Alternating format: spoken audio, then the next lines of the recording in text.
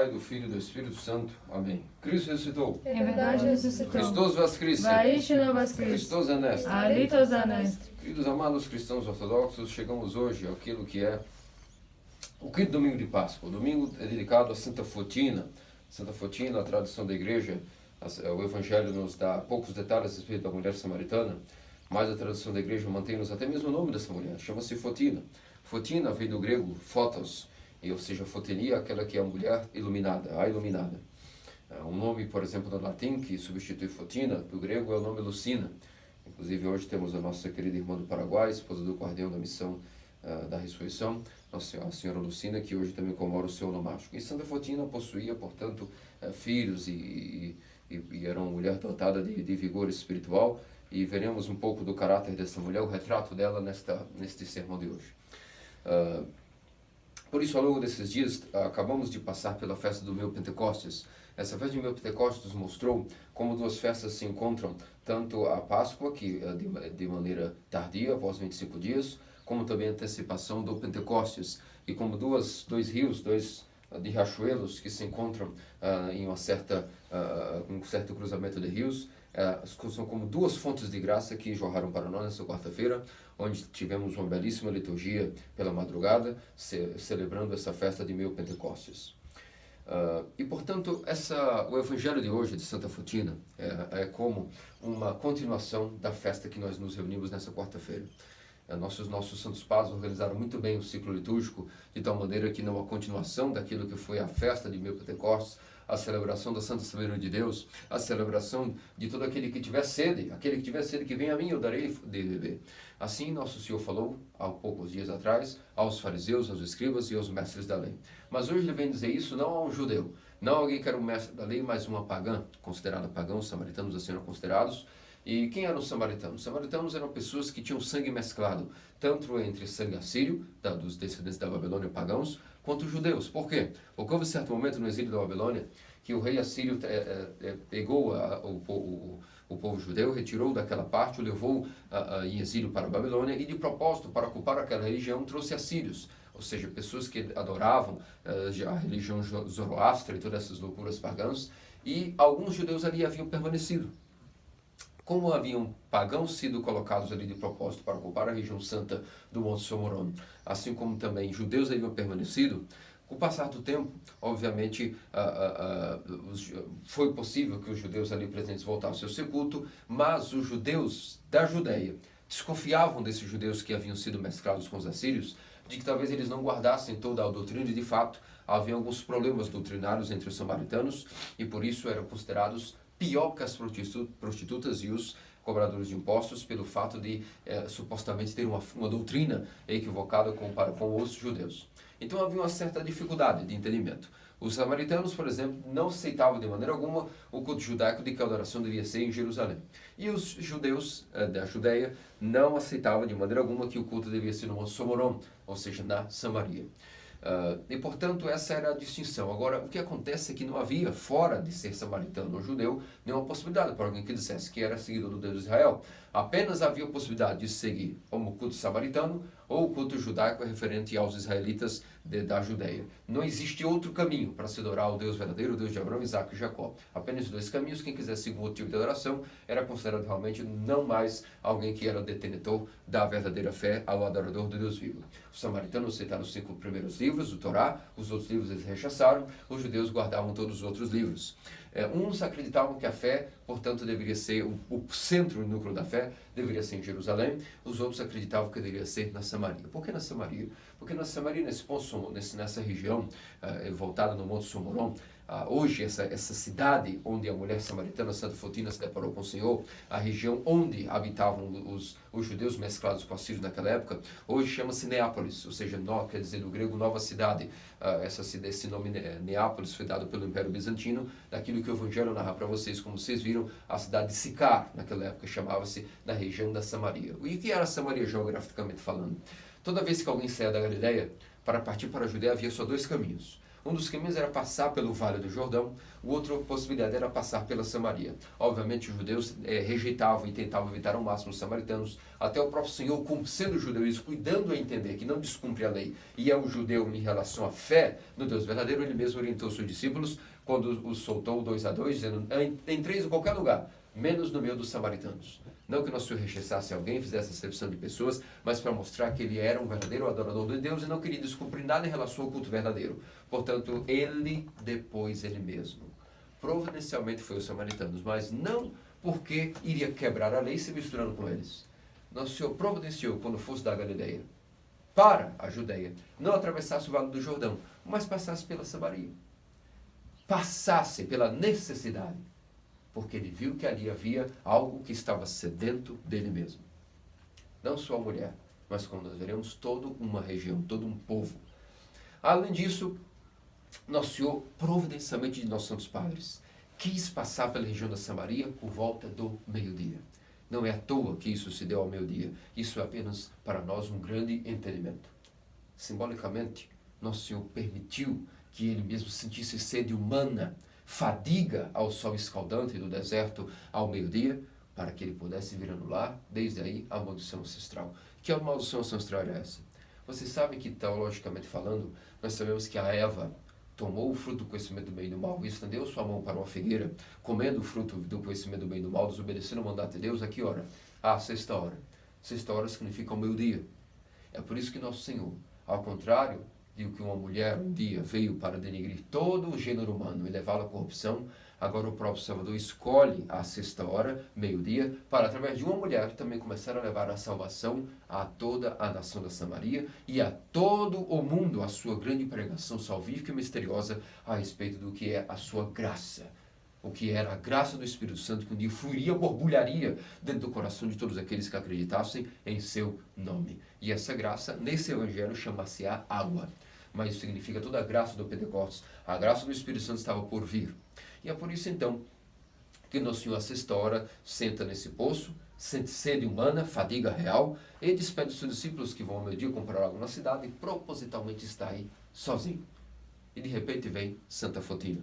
A mulher samaritana chega diante dele e, surpreendentemente, notando que ele tinha aparência, barba devido ao meio, cabelo com tranças, ao porte, as vestes, a maneira de se vestir, tudo denotava um homem judeu.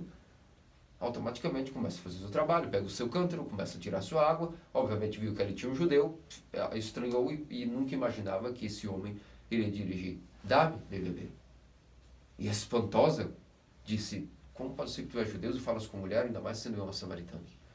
E nosso Senhor aí gradativamente começa a trabalhar ela para uma mente mais elevada e um entendimento superior dos mistérios de Deus.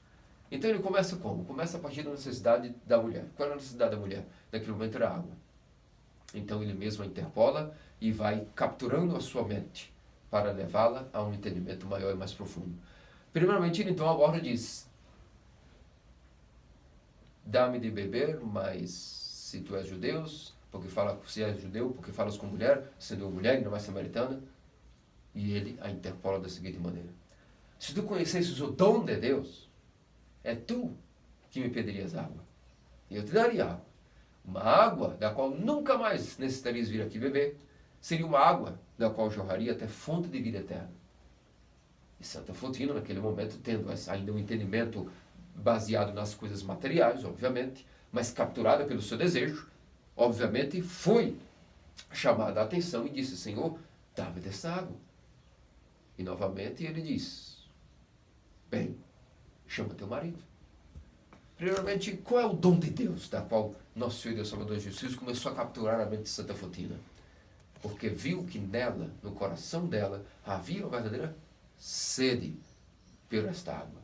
Se ele não tivesse visto como Deus e profeta que era, de que essa mulher tinha sede e não teria perdido tempo. Isso se prova porque ele não explicou essas coisas aos judeus nem aos fariseus.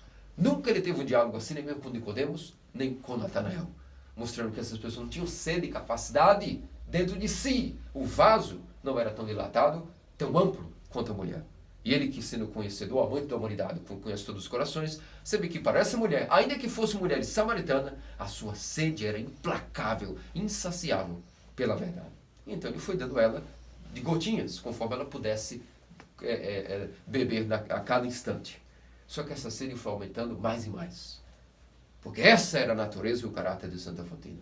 Ainda que isso não estava manifestado ainda a todo mundo, mas nosso Senhor providenciou que isso fosse manifestado a todo o mundo e a nós mesmos hoje. Então, ele disse, se tu conhecesses o dom de Deus, o que é o dom de Deus? Que ele se referia? O dom de Deus de nossos santos padres. Se tu conhecesses que houve o dom de Deus para a humanidade, que significa a encarnação do Filho do Homem, a salvação, agora o verbo, logos, a sabedoria de Deus, dotada de conhecimento de verdade e poder salvífico, com a mesma hipóstase do Pai e do Espírito Santo, dotado de uma hipohipostase, ou seja, que possui a mesma natureza, em que cada um, obviamente, tem a sua hipóstase, é uma pessoa distinta, Pai distinto do Filho, que é distinto do Espírito Santo, eles possuem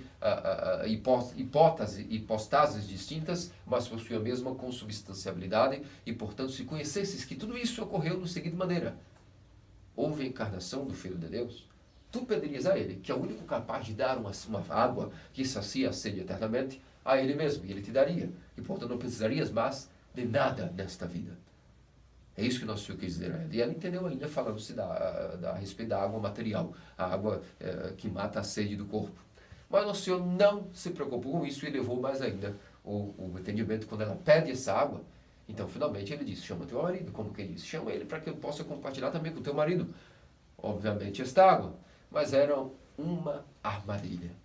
Assim como Satanás havia colocado uma armadilha pronta para Eva quando pisasse, fosse capturada pela armadilha de querer sondar naturezas não permitidas a ela, ou seja, uma deificação do seu próprio Deus, como pode existir isso? Deificar seu próprio Deus significa orgulho, e orgulho gera desobediência, e a desobediência gerou uma mulher querer se deificar seu próprio Deus, querendo ser Deus, sem a participação da própria energia de Deus, sem os seus mandamentos. Essa foi a queda do paraíso, no qual todos nós estamos caídos devido a esta desobediência de uma mulher. Mas agora, assim como o diabo capturou aquela mulher na sexta hora, nosso Senhor também preparou uma captura a esta mulher também à sexta hora. E aí estava ela já, sem perceber, em uma armadilha que não poderia jamais sair. Poderia, se fosse orgulhosa. Mas veremos que não foi a natureza de Santa Fotina ser uma mulher aqui orgulhosa. E nosso Senhor, ao capturá-la na armadilha, quando ela já estava presa no arame de nosso Senhor, no anzol dele, disse, então, chama teu marido. E naquele momento ela tentou ainda escapar, se debateu, como a nossa natureza humana tenta se debater, escapar do pecado, da morte, fugindo de tudo aquilo que é a punição, na busca pelo prazer e da nossa própria salvação, sempre queremos tirar a nossa pele de qualquer tipo de problemas. Então ela diz, eu não tenho marido, Senhor. Escondendo o pecado, rapidamente saindo fora daquilo que era a situação, da maneira mais amena que pôde encontrar. E nosso Senhor disse a ela então, dessa vez colocando a cirurgia de uma maneira mais efetiva. Descobrindo suas feridas, descobrindo todo o seu pus diante dela e dele mesmo, aproveitou e disse o seguinte, porque o médico que cura tem que expor ao doente a doença, senão o doente jamais aceitará o tratamento conforme a sua própria doença. Então, sendo o médico, expôs o pus e a ferida aberta, que já estava podre, e disse, de fato, tu disseste bem, não tens marido, porque tivesse 5 maridos. E talvez muitos amantes além dos maridos. E esse que tu vives até agora mesmo não é, tampouco, teu marido. E o que aconteceu com Santa Fotina? Aqui vemos uma característica que começa a ensinar-nos grandes coisas a respeito do Evangelho de hoje. Qual é a característica, o primeiro sinal de uma pessoa que tem sede por Deus? Quando esta mulher teve o seu pecado descoberto, o constrangimento a qual ela foi exposta, ela não se debateu ou tentou, por exemplo, justificar-se. Ela também não se irritou e disse, bem, já que começaste a falar dessas coisas secretas, que eu escondo e são secretas, eu agora não quero mais te escutar e vou embora. Ela tampouco ficou constrangida ao ponto de ser arrogante, ou não desistiu da companhia deste tal Rabi, nem desse profeta. Ela tampouco se debateu, não se justificou, não se aborreceu. Ela rapidamente, diante do seu pecado descoberto, o que ela fez foi não justificar-se, nem se aborrecer, nem se constranger, mas partiu para uma pergunta de alto nível e teológica. Ela tampouco, vendo que ele era profeta, foi perguntar algo relativo a profecias, como, por exemplo, já que sabes da minha vida secretamente, podes me dizer qual será o futuro da minha vida? Já que o Senhor é profeta, diga-me o que acontecerá no futuro. O que é que o Senhor Deus reserva para mim? Como muitos talvez teriam feito, vendo que a pessoa é profeta, perguntaria profecia sobre o futuro. Então ela não se aborreceu, tampouco se constrangeu e tampouco usurpou aquele profeta que estava diante dela. Ela correu para uma pergunta teológica voltada à coisa mais importante para alguém que tem sede de Deus. E aqui vemos o primeiro sinal que denota o que significa quando alguém tem sede de Deus. O primeiro sinal é que não importa a circunstância que estejamos, não importa a vida que levemos, uma pessoa que tem sede de Deus, ela sempre, sua mente está voltada para os mistérios do alto. Sempre o que move essa pessoa é sondar quais são os segredos de uma mente elevada em relação à verdadeira fé, em relação à confissão de fé, como adorar a Deus da melhor maneira. Qual é a maneira de estar com Deus? E ainda que isso significa que essa pessoa esteja em posições terríveis, como cada um de nós sempre passou, ou passará, ou passa por situações onde nós não estamos dignos, nem tampouco, de chamarmos-nos cristãos. Isso ocorreu com todos os cristãos, ocorre com nós e ocorrerá com todos nós cedo ou tarde. Momentos onde nós estamos, às vezes, completamente imersos no pecado. Momentos onde nós estamos, às vezes, completamente distantes da igreja, porque as situações onde nós estamos desvinculados da igreja por algum motivo, por algum pecado, por alguma circunstância humana, e nós vamos embora da igreja. Às vezes, significa que nós estamos diante de um modo de vida tão pecaminoso, tão cruel, que nós não temos nem força para voltar ao arrependimento. Mas mesmo nessas circunstâncias, quando alguém tem sede de Deus, ainda que ele esteja dotado de pecado, ainda que ele esteja afastado da igreja por alguma circunstância, ainda que ele esteja em um modo de vida ao qual ele não tem forças de mudar, e sua consciência continua batendo em sua cabeça, martelando, tens que voltar. Esta pessoa, quando tem sede de Deus, não importa se ela vive no pecado, não importa se ela está afastada da igreja, não importa se ela está em circunstância qual ela sabe em sua consciência martelando de que ela deve mudar, mas ela não tem força de mudar. Mesmo assim, quando alguém tem sede de Deus, nada disso importa. Ainda que essa pessoa esteja no pecado, em paixões terríveis, tragada por Satanás, afastada da igreja, se essa pessoa tem sede de Deus, mesmo nessas circunstâncias, a prioridade para ela, mesmo no pecado, é sempre que sua mente não está satisfeita com essa situação. E ele sabe que está errado, aceita a sua condição, mas nunca deixa de sondar, está curioso e voltando-se para os mistérios de Deus. Esse é o primeiro sinal de homem que tem sede por Deus. Nem mesmo o pecado, a sua sem-vergonhice, tira dessa pessoa o desejo de estar sondando os mistérios divinos e preocupando-se com aquilo que é a verdade. E, portanto, vemos que Santa Fotina possui esse primeiro sinal de uma pessoa sedenta por Deus. Ainda que ele estava diante do pecado, quando foi aborrecida por Nosso Senhor, diante e constrangida disso, ela não tomou isso como pessoal. Não tomou como se fosse ali a parálise, ou seja, a paralisia daquilo que fosse a sua busca pela verdade. Na verdade, aproveitou essa circunstância da melhor maneira possível. Não importando se foi constrangida, se o Senhor sabia os seus pecados, detalhes, quantos maridos teve, talvez os amantes que teve, além dos 5 maridos, e nem tampouco esse que ela vivia.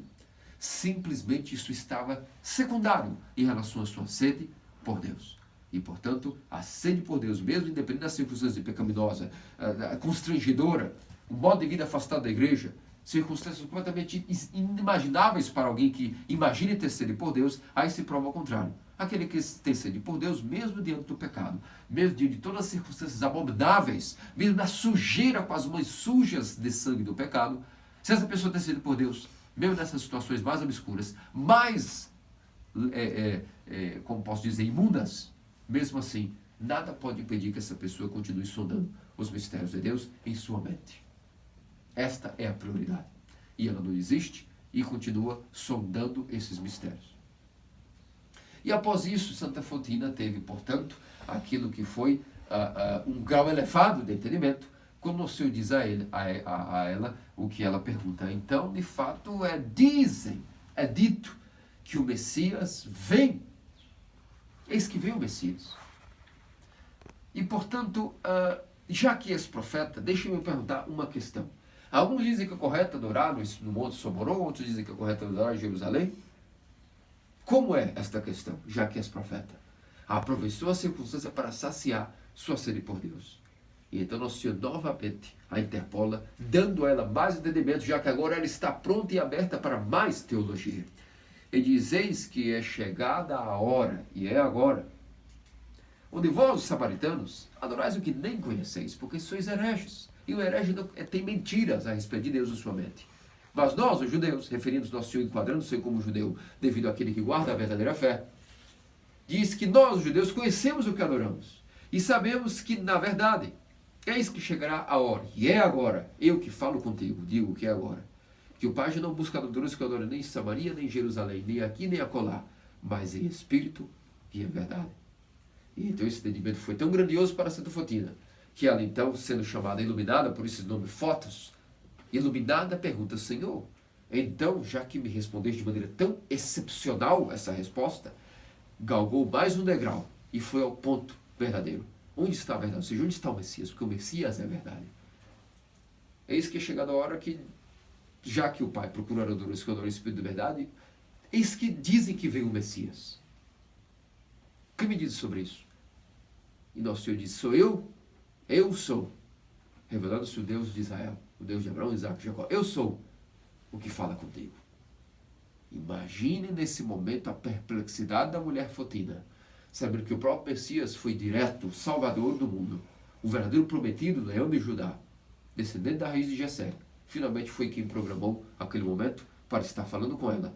E naquele momento ela imediatamente deixa o seu cântaro e corre para a cidade para anunciar a boa nova, não guardando essa boa nova para si, mas proclamando esta boa nova para toda a cidade de Samaria. Portanto, meus amados queridos cristãos ortodoxos, qual é o segundo sinal de alguém que tem sede por Deus? O segundo sinal é que mesmo quando esta pessoa é constrangida por algum tipo de circunstância quando o seu pecado é exposto, se mostra que enquanto essa pessoa estava pecando, como nós já vimos no primeiro sinal, a sede de Deus não pôde ser aplacada nem mesmo pela separação da igreja, nem mesmo pelas suas imundícias ou pecados, essa sede mantinha-se ativa. Ou seja, essa pessoa não se sentia completa sem a graça de Deus. A sua consciência martelava-o, e essa pessoa que tem sede por Deus, eis o primeiro sinal, ela não se sente alguém satisfeito e cômodo com a sua condição, ainda que ela nem consiga sair dessa condição por um tempo. Mas ela está ali dizendo para si mesma: eu me sinto incompleto, eu sou homem pela metade, porque eu sei e sou consciente de que eu não estou fazendo a vontade de Deus. E mesmo que eu não tenha como sair dessa situação, mesmo afastado da igreja, da minha consciência eu continuo a alimentar. Eu tenho sede por Deus. E portanto, às vezes surge um momento, uma circunstância que revela o segundo sinal de uma pessoa que tem sede por Deus, segunda característica, que é Deus vendo que nem mesmo o pecado pôde defragar essa sede da alma pecaminosa, da alma perdida, da alma excomungada, da alma separada da igreja.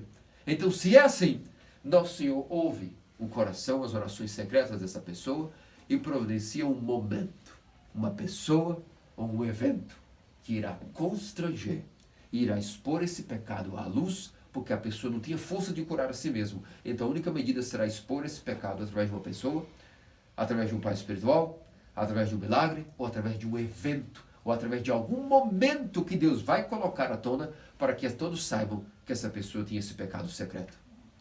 E o que acontece quando esse pecado secreto vem à publicidade?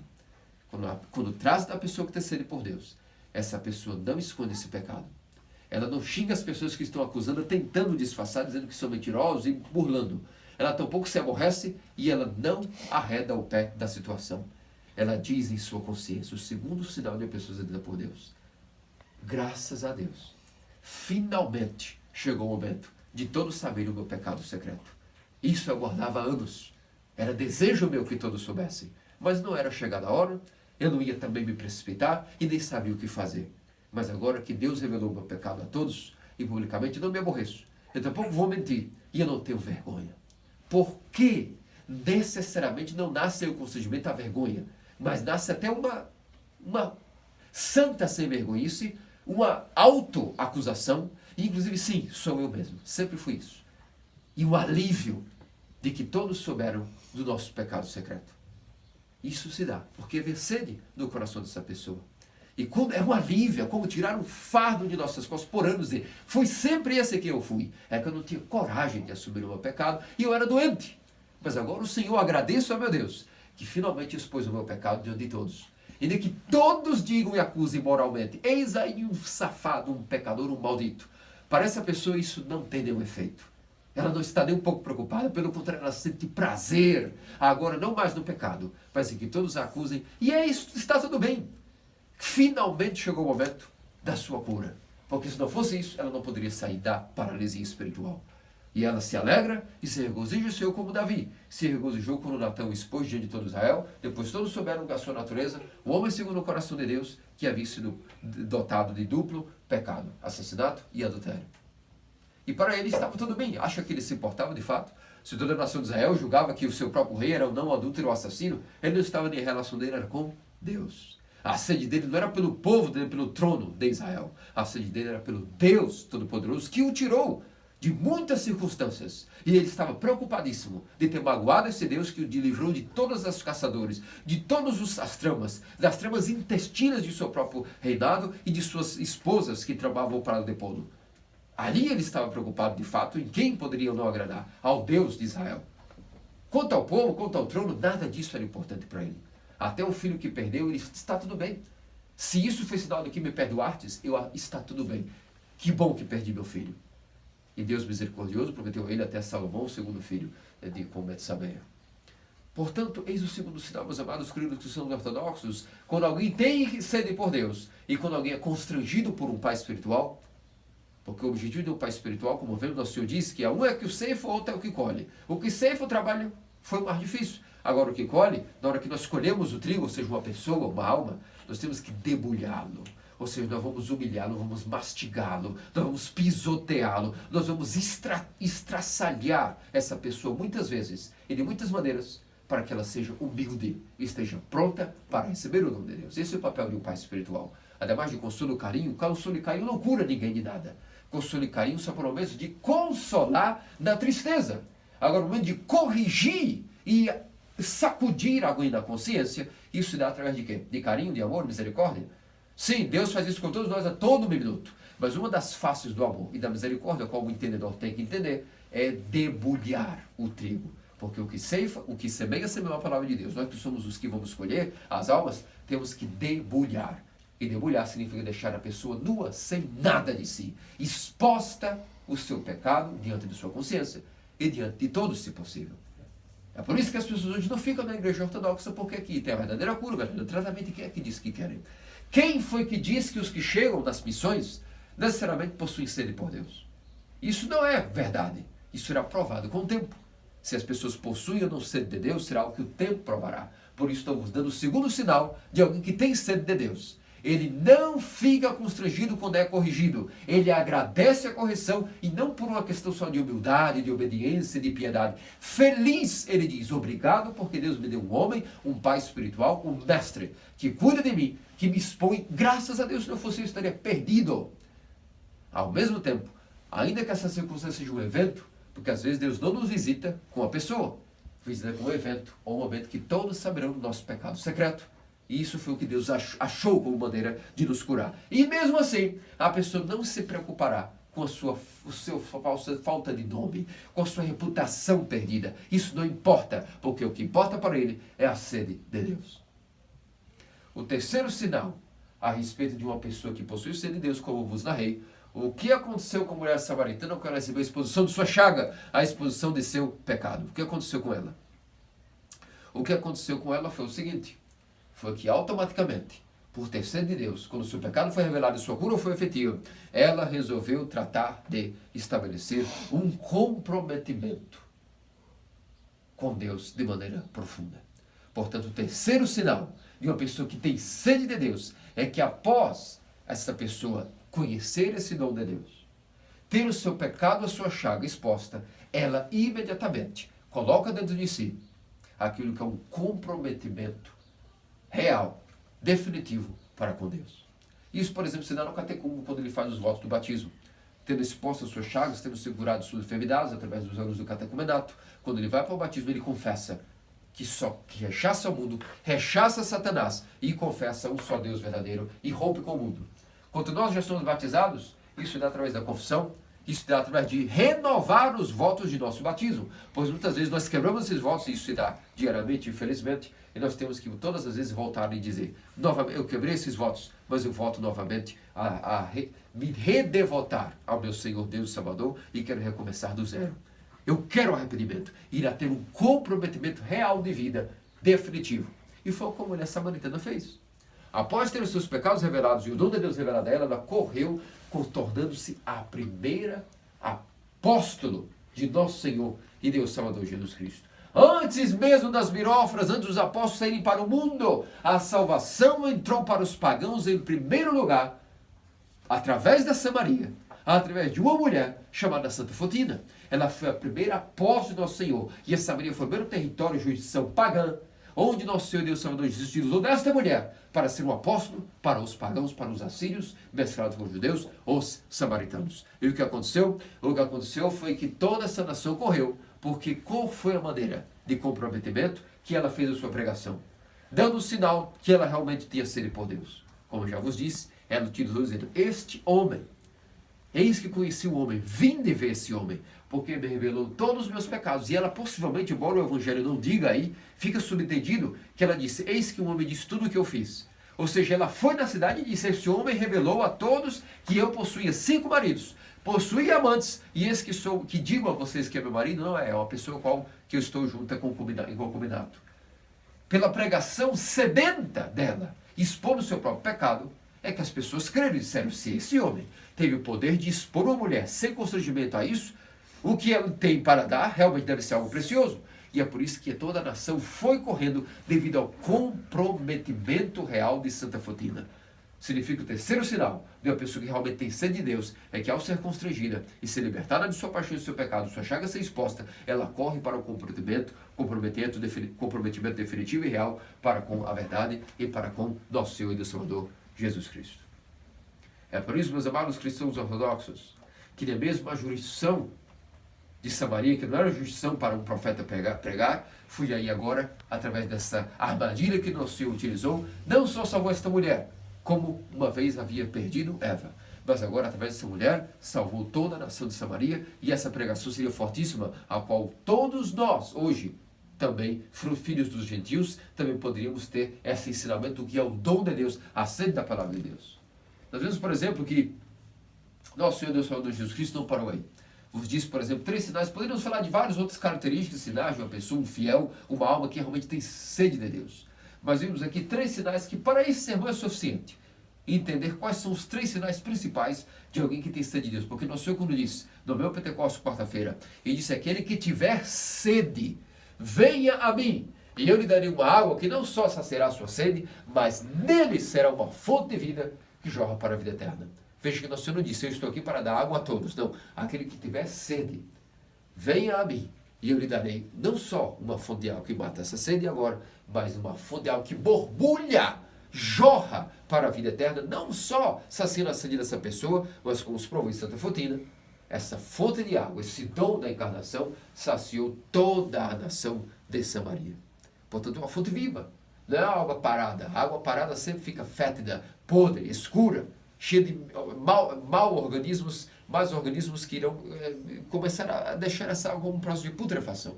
Agora, ao contrário de uma fonte viva ou água corrente, essa água sempre é cristalina, viva, qualquer animal, até o gado pode beber. Até crianças podem beber, que não irão morrer. É uma água viva, que borbulha, fonte de vida que jorra para a vida eterna. Por isso, quando um pecador, primeiro sinal, quando um pecador percebe que mesmo que viva uma vida abominável, mesmo separado da igreja, se em sua consciência ele se sente incompleto, a sua consciência é um martelo e ele diz, eu sou um meio homem. A verdade é que eu não sei como ser na situação, mas eu nunca deixarei de ter sede pelo meu Deus. Então, quando ele percebe que é dentro de sua consciência, do seu ser, vem borbulhando aquela fonte que Deus preparou o momento, onde haverá a sua chance de conversão, então quando ele vê novamente a memória daquela fonte de água borbulhando, vindo novamente dentro do cano de seu coração, ele simplesmente também não se constrange para com essa situação, ou esse evento, essa pessoa que o libertou desse pecado, mas despoja abertamente suas chagas diante de todos, alegremente para com a circunstância, sem constrangimento, sem aborrecimento, ele aceita a sua condição, não está preocupado com sua fama, com sua reputação, ao contrário, por ter sede de Deus, ele acha ótimo o propósito que foi revelado, o seu pecado. E por último, ele compromete-se com Deus de maneira definitiva, tentando não pecar mais, não ter uma vida abominável como antes, mas colocando-se imediatamente numa nova circunstância ao considerar um comprometimento de vida, ajudando, quem sabe com a graça de Deus, saciando-se pela fonte de água que jorra para a vida eterna, a não pecar mais. E nós vimos, portanto, que esses são os 3 sinais que estabelecem uma pessoa, uma alma que verdadeiramente tem sede de Deus. Perguntemos-nos se nós realmente temos essa sede, olhando a nossa própria vida. E a consciência de cada um pode dizer se nós temos a nossa sede de Deus, se estamos conformados com a nossa vida, e portanto, se não temos sede de Deus, temos que pedir essa sede. É grave. Quando nós estamos conformados e não pensamos em galgar mais degraus espirituais. Quando estamos no nosso pecado e sabemos do nosso pecado, nossa consciência nos acusa, e isso não está bem conosco, é uma coisa. Ainda há sede de Deus. Mas quando estamos satisfeitos e não lutamos mais, é porque já não existe mais sede de Deus. Isso é um pecado gravíssimo, há uma conformidade para com a nossa situação, e isso fará com que nós até um dia perdemos a fé completamente, porque ela não terá sentido algum para alguém que não irriga essa fé. Então o Senhor, após ter revelado tudo isso à mulher samaritana, tendo resolvido a sua situação, ela tendo esse comprometimento, vemos que o diálogo com ela evoluiu para um outro ponto. O último ponto que quero falar nesse sermão para vocês. Muitas coisas infinitas podemos falar pelo sermão da mulher samaritana, Santa Fotina, um evangelho cheio de graça, cheio de mística, cheio de interpretações literais, alegóricas e místicas para esta vida e para a vida do mundo futuro. Porém, quero encerrar o sermão no seguinte tópico. Para esse ano, vamos falar a seguinte questão. Nosso Senhor, quando levou o pensamento de Santa Fotina, disse a ela o seguinte: bem, respondendo à sua pergunta teológica, ó minha querida sedenta, vou dessedentar tua sede das águas de minha piedade. Vou te explicar o seguinte, querida Fotina. Não é apenas simplesmente um culto material, geográfico ou local que Deus procura. Significa, e o Pai procura adoradores que o adoram em espírito e em verdade. Então, queridos amados irmãos cristãos ortodoxos, vamos falar agora de maneira séria, bem concentrados. O que significa, portanto, adorar a Deus em espírito e em verdade? O que nosso Senhor quis dizer com essas palavras? Nossos santos padres têm muitas explicações para isso. Porém, vos reservei algo prático para o ensino de hoje, que entendam primeiramente. O que significa adorar Deus em espírito primeiramente? Nossos santos teófilos padres nos dizem que quando nós adoramos em espírito, significa que nós não estamos presos ao culto geográfico. Significa que o Senhor está dizendo a ela: mulher, abre a tua cabeça. Chegou a hora agora onde o Pai não busca pessoas que o adorem em Jerusalém, nem tampouco no Monte Somoron. Mas Deus é soberano, está presente em todo lugar e tudo preenche, e pode ser adorado em qualquer lugar. Qualquer local é digno de ser adorado por Deus. Não existe de um local, uma geografia. Por exemplo, o profeta Jonas tinha esse entendimento também em sua mente. E o que ele fez? Quando Deus disse que ele devia ir aos ninivitas pregar, para fugir daquele mandato do Senhor, ele em sua mente pensou: a jurisdição do Deus de Israel é o terreno, o estado de Israel, a nação de Israel, a terra prometida. Vou rapidamente pegar um navio, passar para Tarso, de Tarso e ir para outro lugar. Que Deus não tenha jurisdição, não tenha domínio. Então ali ele não poderá me cobrar meu serviço profético. E ainda quando ele estava fora de Israel, no mar, nosso Deus aparece e mesmo assim o convoca e o faz retornar à sua missão, mostrando que ainda que ele pensasse que fugindo do território jurisdicional de Israel, ele não seria mais também profeta condecorado, e Deus não o chamaria, isso provou-se uma grande mentira, porque Deus não desistiu de ser chamado profeta, ele teve que se dobrar e ir pregar aos ninivitas. Portanto, Deus descodifica isso e diz: não é local, que significa o meu culto de adoração. São todos os locais. Todos os locais se pode adorar a Deus, não preso a um culto geográfico. Em verdade, significa o seguinte: quando nossos santos padres nos explicam o significado de Deus em verdade, significa várias coisas. Mas, em primeiro lugar, isso já é uma crítica aos judeus. A crítica em espíritos era aos samaritanos, que ficavam presos demasiado a adorar no Monte Somoron. Do monte onde? Por que o Monte Somoron? Porque havia aquele local maravilhoso, inclusive em Sicar, hoje Neápolis, a cidade, os bizantinos deram o nome da cidade de Sicar, repaginaram essa cidade com o nome de Neápolis, antigamente chamava Sicar, a cidade existe hoje da mesma maneira, o nome Neápolis evoluiu para um apelido em relação ao que seria a cidade de Neápolis, e portanto hoje vocês podem encontrar onde ficava a antiga Neápolis, e hoje essa cidade mesmo ainda existe, mas isso não significa nada. Deus não está ali porque essa cidade foi santa, ou porque ali havia o poço do nosso pai Jacó. E porque, qual era a história, por exemplo, de Jacó em relação ao poço? Porque era tão preso a essa localidade geográfica e ficavam bitolados nessa questão. Porque quando Jacó descobriu esse poço da seguinte maneira. Ele teve a visão do mistério da escada para o céu. O que era essa escada? A encarnação do Verbo de Deus. Ele viu como o Verbo de Deus encarnaria através da Theotokos e os anjos desceriam e subiam. Ou seja, a graça de Deus, a energia incriada, giraria agora, funcionando de cima para baixo, de baixo para cima, levantando as almas e as salvando através de quê? Da encarnação do Filho de Deus, que a escada pela qual a segunda pessoa da Trindade desceria para ir ao gênero humano era uma mulher. Essa mulher era a escada pela qual Deus desce e coloca os seus pés para descer e se tornar um homem, ao longo de um processo místico chamado a escada do céu. E quando Jacó teve essa visão, nesse lugar ele chamou de lugar santo, e aí ele descobriu um poço. E esse poço ele resolveu dar como herança ao seu filho José, ao seu filho amado. E por isso os samaritanos sabiam que por esse direito de terem em sua terra de Samaria o poço de Jacó, também se consideravam dignos da promessa de Abraão. E nosso Senhor descodifica isso dizendo que isso não é restringido a local que alguém deve adorar a Deus. Então, em relação ao Espírito, mostrando que ninguém deve ficar preso a uma localidade, porque Deus é Espírito e é adorado em Espírito, significa, portanto, que em qualquer local se pode adorar a Deus. Isso é uma crítica aos samaritanos. Agora, Deus não procura nem judeus, nem samaritanos, nem quem adora em Jerusalém, nem em Somoron. A crítica agora para os judeus. Terminando de criticar os samaritanos, critica os judeus também. Quanto a, digamos, falemos sobre Jerusalém. O que vocês têm em Jerusalém, judeus? Diga-me a mim que sou o rei de Israel, o verdadeiro Messias. Vocês adoram-me com símbolos, com protótipos e modelos, aos quais simplesmente não modificam nada em relação à cura. A cura sou eu mesmo.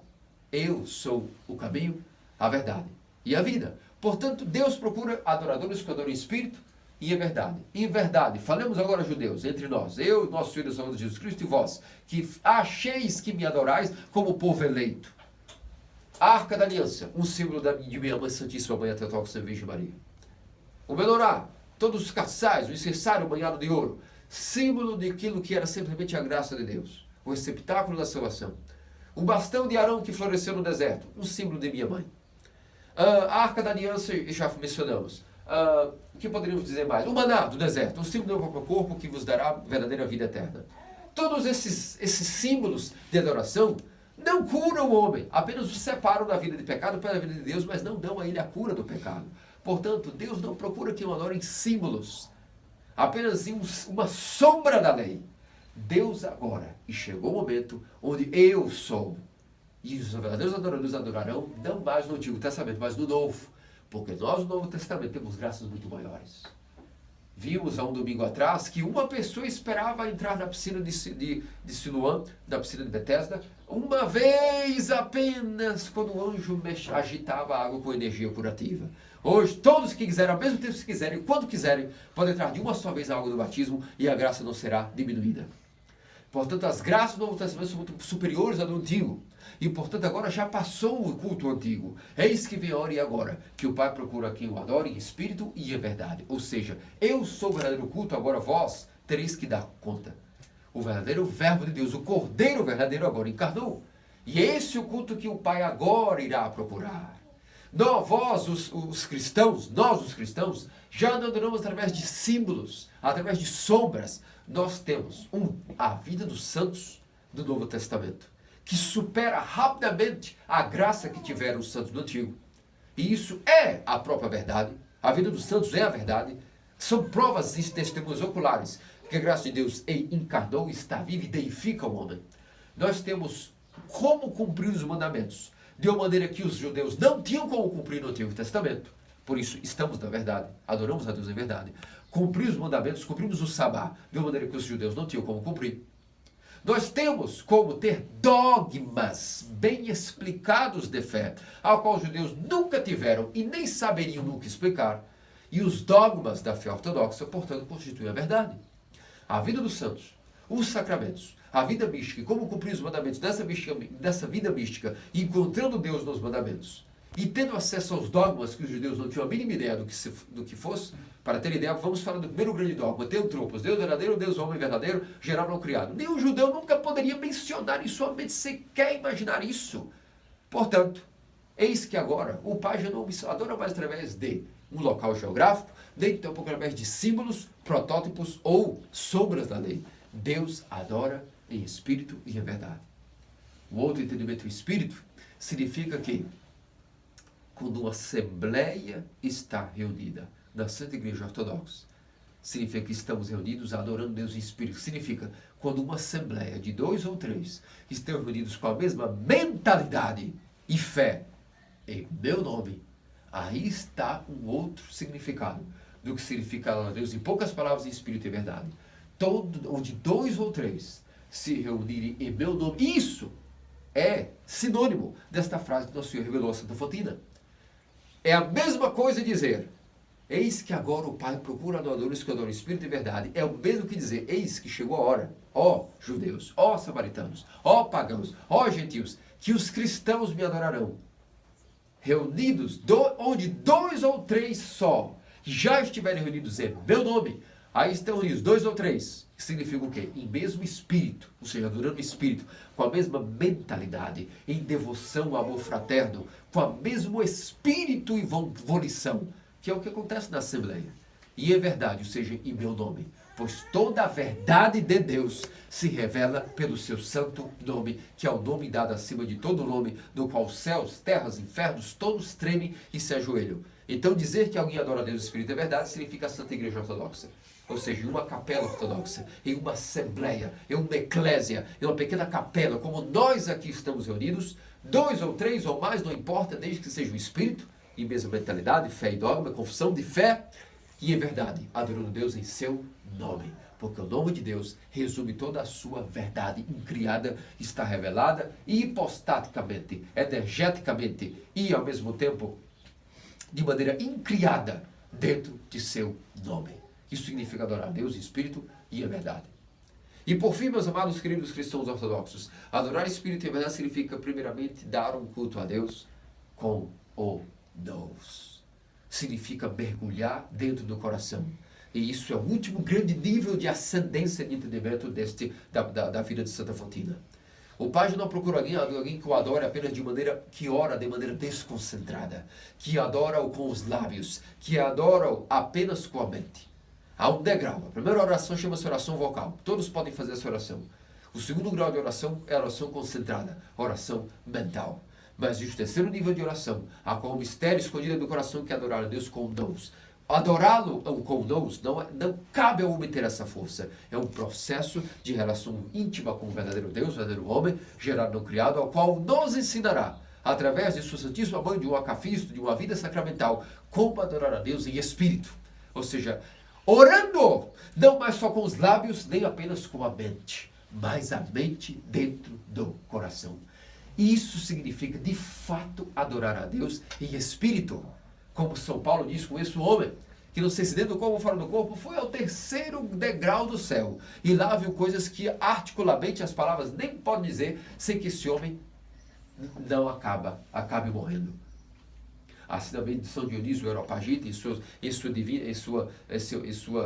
seus divinos nomes, seus nomes divinos, e todos que São Gregório Palamas, Santo Isaac o Sírio, São Simeão, novo teólogo, todas as pessoas que ascendiam dentro do coração adoravam Deus em espírito, em total concentração mental, que levava com a graça de Deus ao tempo, a uma sinergia, que a mente era capturada pelo espírito para o coração, ou seja, para o espírito. Nesse caso, o espírito é uma tradução como o não intelecto, nem como a alma, e nem como a psique, mas adorar a Deus em nous, ou seja, em alto grau de adoração, de teoria dentro do coração. Isso significa adorar a Deus em espírito, em visão divina, em teoria, em iluminação, um grau a qual a mente já não opera mais na razão, mas a razão submeteu-se ao coração, porque os sentidos primeiramente foram submetidos à mente, e a mente depois foi arrebatada pelo Espírito. E adorar Deus em espírito dessa maneira, não é possível adorar a Deus dessa maneira, em espírito com nous, se antes não for em verdade. Significa dentro da confissão de fé verdadeira ortodoxa. Aquele que queira adorar dentro do coração em heresias, entrará no prelest, na ilusão espiritual, porque é impossível adorar Deus dentro do coração se não for dentro da Santa Igreja Ortodoxa, no verdadeiro dogma, nos verdadeiros cânones. Isso significa adorar Deus em espírito com nous e em verdade, da santa fé, da Santa Igreja que é una, Santa Católica Apostólica, ou seja, Igreja Ortodoxa. Ninguém pode adorar Deus em espírito e verdade, senão dentro da verdadeira oração, dentro do verdadeiro cânon, dentro do verdadeiro dogma. E isso a mulher samaritana muito bem fez. Entendeu a pregação e foi pregar como o primeiro apóstolo aos samaritanos, onde estava a verdade do Messias e a verdadeira doutrina.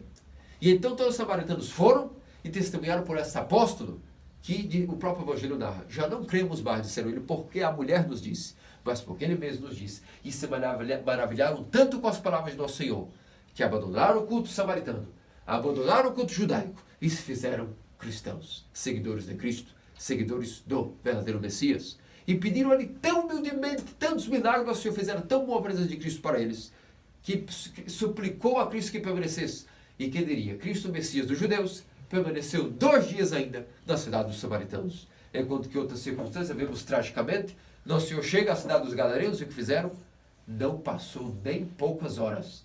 Ao desvidar os gadarenos do comércio de porcos, eles disseram, afasta-se, saia o quanto antes dessa cidade. Vejam que discrepância. Isso era uma imagem de que os gentios iriam acordarem-se para o seu pecado e iriam receber Deus de todo o coração. Já os judeus perderiam para sempre aquilo que era a adoração verdadeira. Só tinham apenas, na verdade, o protótipo, o símbolo e o modelo, e a sombra. Mas, infelizmente, nunca se apossaram da adoração em espírito e em verdade de nossos santos padres e nosso Senhor Deus Salvador Jesus Cristo, o qual se manifesta de maneira salvífica àqueles que têm sede por Ele.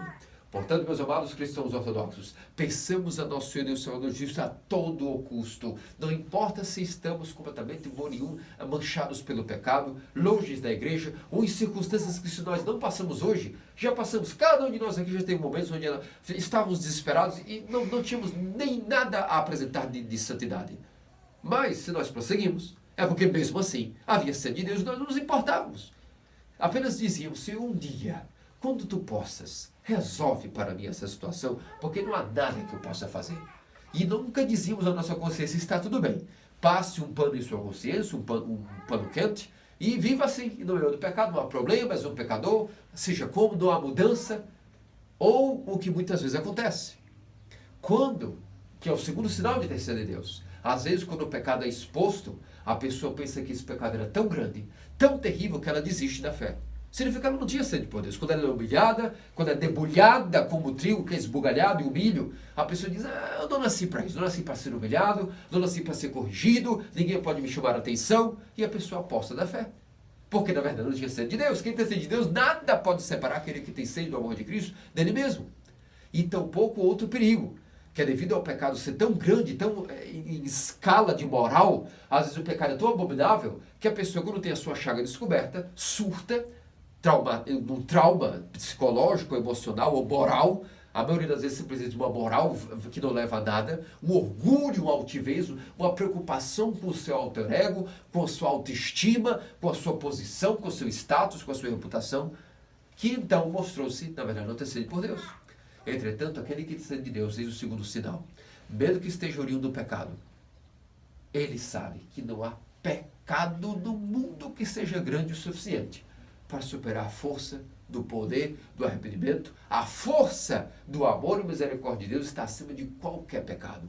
E a pessoa que tem sede por Deus, ela sempre diz isso a si mesma. Eu não sei como nem quando, mas eu sei que ainda que o meu pecado seja grande, a misericórdia abundante e o amor ilimitado do meu Deus é maior que qualquer pecado, seja qual for o pecado que eu tiver cometido. E no momento certo ele vai me ajudar. Pode ser um pai espiritual, um homem, um evento, um momento que me coloque exposto. Mas isso para mim será necessário. E ele está muito feliz porque finalmente eu joguei fora aquele fardo. Fui eu mesmo. E pude dizer a todos quem eu sou. Não com orgulho tampouco de dizer que sou um pecador e sou assim mesmo. Não, aliviado porque finalmente chegou a oportunidade de resolver as coisas e partir para o terceiro sinal. Um comprometimento definitivo para com a vida em Deus, para com renovar os votos do batismo, estar em paz e finalmente seguir para uma verdadeira cura interior definitiva, adorando a Deus em espírito e em verdade. Portanto, meus amados cristãos ortodoxos, pensamos a nosso Senhor Deus Salvador Jesus Cristo pelas orações de Santa Fontina, que cumpriu todos esses 3 sinais que eu vos disse sobre o que é ser alguém sedento de Deus. Ela nunca deixou de ter sede de Deus, ainda que tivesse maridos falsos e amantes. Quando teve seu pecado descoberto secretamente, não se constrangeu, não se aborreceu, agradeceu a Deus e aproveitou essa circunstância para rapidamente não ficar preocupada com sua estima, nem esconder a si mesmo, nem fazer perguntas de bajulação, mas a perguntar perguntas teológicas e elevou a sua mente. E por fim fez o comprometimento. Sabem qual foi o comprometimento final de Santa Fontina? Até onde foi o comprometimento dela? Ela, após a ressurreição do Senhor, foi com seus filhos e filhas pregar a boa nova na região do Cartago, na África. E quando ela chegou ao Cartago, nós temos no Jornal Publicado a Vida, ela tinha filhos e filhas, se não me engano, uns 7 ao total. E sabe o que aconteceu? Quando ela foi capturada pelo governador romano daquela região do Cartago, na África, um por um foi levado ao martírio diante dela para torturar a sua mente. E sabe o que ela dizia um por um? Não me decepcionem, dizia ela aos filhos. Seja homem, até as criancinhas mais pequenas, não decepcione a sua mãe. Ainda que te arranquem tudo, vá até o fim e derrame o seu sangue por Cristo. E uma por uma criança foi martirizada na frente dela. Sobrou só o caçula, o seu filho mais amado, e diz, não queres agora resolver a questão, adorar ao imperador romano, aos pagãos, e você pelo menos terá o seu caçulinha. E ela disse ao caçula, olhe nos meus olhos, e vá até o fim ao martírio. E depois de perder todos os seus filhos, ela também foi martirizada, e assim foi o final de Santa Fotília. Esse foi o cumprimento final. Além de ter sido apóstolo para os samaritanos, foi uma megalomarte. A tortura psicológica de uma mãe ver os seus filhos sendo mortos é insuperável. Nada pode imaginar, nenhum homem pode imaginar o que seria isso diante de uma mulher. Mas esse foi o grau de iluminação de Santa Fotina, Santa Lucina, no que se diz respeito ao latim, ao nosso idioma latino. Portanto, meus amados cristãos ortodoxos, pensamos a oração dessa mulher iluminada, que nos dê fotos, não a luz material, mas a luz incriada. Que pelas orações de todos os santos, seus filhos, e de todos aqueles que também, os samaritanos que foram convertidos ao cristianismo, que eles possam orar por nós no reino dos céus, para que nós também possamos juntos um dia adorar a Deus em espírito e verdade, e ter esses 3 sinais de alguém que realmente tenha sede por Deus. Se nós não temos, que pelas orações deles, que nós um dia venhamos a ter sede de Deus. Cristo ressuscitou. É verdade, ressuscitou. Christos voskres. Christos Christos anast. Alito Zanas.